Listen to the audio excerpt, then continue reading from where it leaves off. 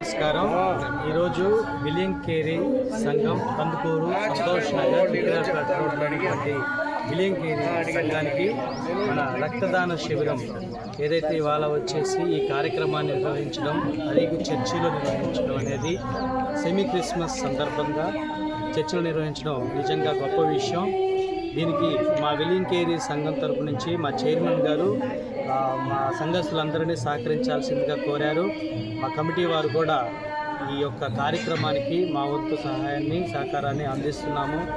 ఎందుకంటే మనకి డాక్టర్స్ చెప్తారు, ఒక unit of blood can save 3 lives అని. 3 ప్రాణాలని ఒక యూనిట్ బ్లడ్ కాపాడుతుంది.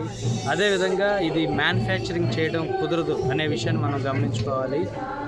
తర్వాత ఇది మనుషులు మాత్రమే ఇవ్వగలరు. అంటే దీని అర్థం ఏంటంటే ఆ రక్తానికి ఉన్నటువంటి విలువ అంత గొప్పది.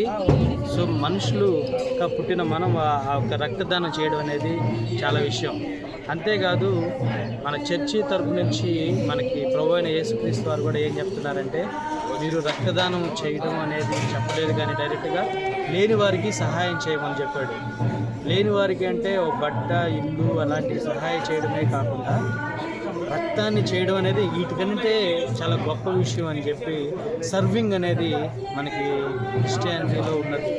సో దాన్ని ఉద్దేశించి కూడా మనందరూ సంఘస్థులందరూ కూడా రక్తాన్ని మనం దానం చేయాల్సిందిగా కోరుతున్నాము. ఈ రక్తం ఎవరికి ఉపయోగపడుతుందంటే ముఖ్యంగా ఎవరైనా యాక్సిడెంట్ అయినటువంటి విక్టిమ్స్ ముఖ్యంగా మనం ఇచ్చినటువంటి రక్తం వెళ్ళి వారికి చేరుతుంది.